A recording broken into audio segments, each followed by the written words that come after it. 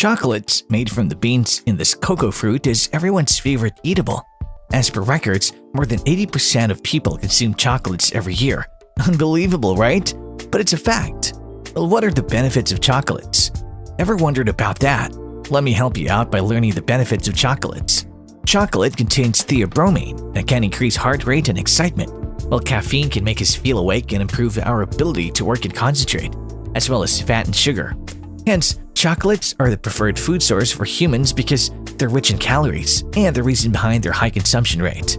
Hey guys, welcome to another exciting video from our channel, How's It Made? In this video today, we take a look through how the world's favorite snack chocolate is made. Before jumping into the video, if you're new here, please consider subscribing to our channel. Also hit the bell icon to get a notification whenever we upload a new video. That said, let's begin. History of chocolates.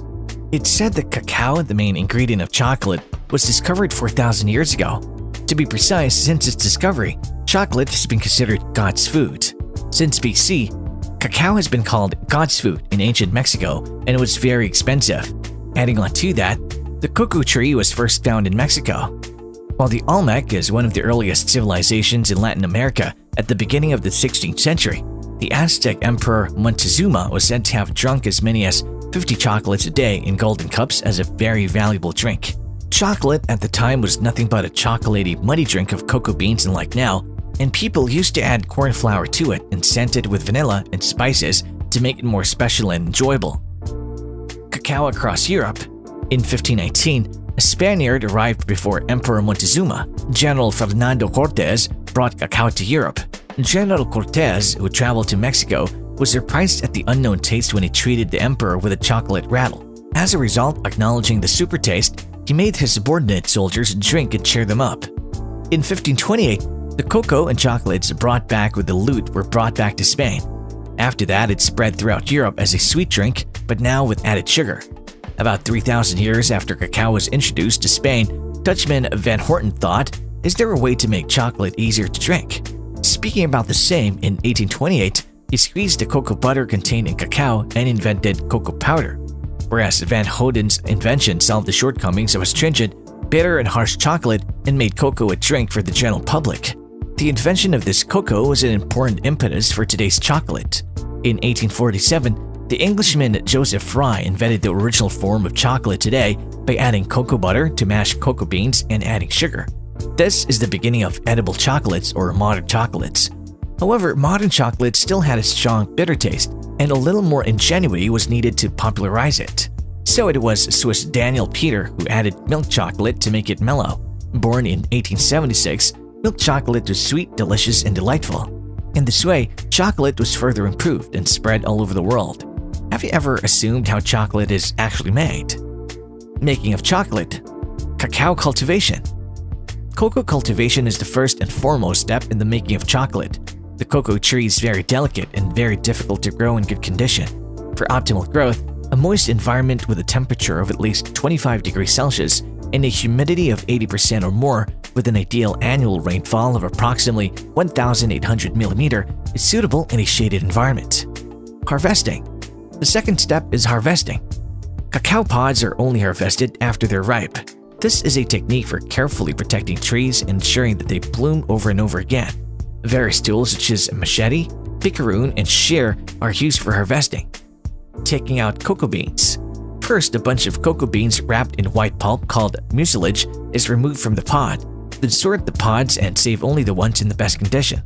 During the sorting process, the pods must be cut open with a machete or smashed with a club to separate the cocoa beans from the flower shaft. You can get 20 to 40 cocoa beans from one pod. Fermentation. The cocoa beans are either spread directly on the ground or naturally fermented in a wooden box. The method varies from country to country, but fermentation is a very important step in chocolate aroma and is a two-step process in covering the cocoa beans with banana leaves. The result is ethanol fermentation. This is a reaction that doesn't require oxygen. After that, acetic acid fermentation occurs by stirring the cocoa beans. This is a reaction that consumes oxygen. Dry the cocoa beans. This process dries the cocoa beans and reduces the water level contained in them to less than 7%. This will completely stop the fermentation process and allow it to be shipped and stored without the risk of re-fermentation. Using the traditional method, beans are spread on a wooden deck exposed to fresh air and the sun to get them dried. Bagging and shipping. Carefully, the impurities, foreign matter, dust, etc. are removed from the product before packing the beans. The cocoa beans are then shipped to their respective locations where they will now get turned into edible chocolates. Cleaning. The cocoa beans that have been shipped will now undergo a cleaning process. However, this is not a mandatory method until every process is done in one place, but that's hardly possible. As a result, the cocoa beans are cleaned to remove debris, stones, and other ruins from the cocoa pods. The clean beans are packed in large bags, each containing 1 ton of cocoa beans. Quality inspection. To ensure the quality conformity of cocoa beans, a quality inspection process is essential before entering the chocolate manufacturing process. Hence, sensory analysts with specialized knowledge perform taste analysis of each bean. Roasting. Roasting is a key and important process that's indispensable for bringing out the taste of chocolate. Precisely, cocoa beans are roasted in a gas-heated, air-filled spherical roaster. This brings out the aroma, dries the cocoa beans, and separates the husks from the beans for easier sorting. Crush. In the crushing process, the cocoa beans are ruptured and the shells and cocoa nibs are nothing but small cocoa pieces and are sorted as much as possible. As a result, all of these steps are done separately for each bean and from each region. Blend. In this process, beans of similar origin are mixed to create a unique cocoa aroma. This is known as a Grand Cru terroir but in French, or it may be blend of cocoa beans from different origins. To be precise, this blending technique blends cocoa nibs from different origins in the hopper of a cocoa bean grinder. Grinding and refining. Grinding is done on the cocoa beans to release the cocoa butter. Once this melts, it becomes a paste, creating a smooth liquid texture. The various ingredients needed to make chocolate are added at this stage to make a homogeneous paste. Then the paste produced is kneaded and now it's finally crushed into very small chocolate flakes. Conching. Conching is the final step in producing liquid chocolate. There are 2 steps. First, dry conching is performed to warm the product with frictional heat to promote liquefaction. After that, liquid conching is performed to promote homogenization of the whole product. However, conching is used as a finishing touch to aroma brewing and to reduce volatile acidity and water content to less than 1%. Tempering. In this process, basically the temperature of the chocolate liquid is set. In other words, it crystallizes cocoa butter into a stable shape during the temperature control cycle. Molding. The chocolate is now weighed and further poured into a mold and then it's cooled and hardened. Making pralines. Various pralines are used as fillings for bonbon chocolate. By mixing water and sugar, the chocolate is precisely heated and boiled down to reduce the amount to make caramel. Next, the mixing of dry fruits is performed with the chocolates. Hence, now the manufacturer mixes finely roasted almonds and hazelnuts in the process. After the mixing process is done, it's now cooled on a marble table and finely ground and refined. Making fillings. Chocolate fillings include pralines, ganache, and Jean Stew. On the other hand, ganache fillings are made by mixing chocolate with dairy products or fruits and emulsifying them. Coating and decoration. Of course, we all judge a book by its cover. Hence, it's important to chocolates to have an eye-catching, beautiful decoration and wrapping. The chocolate is coated and decorated to bring out the charm of bonbon chocolate.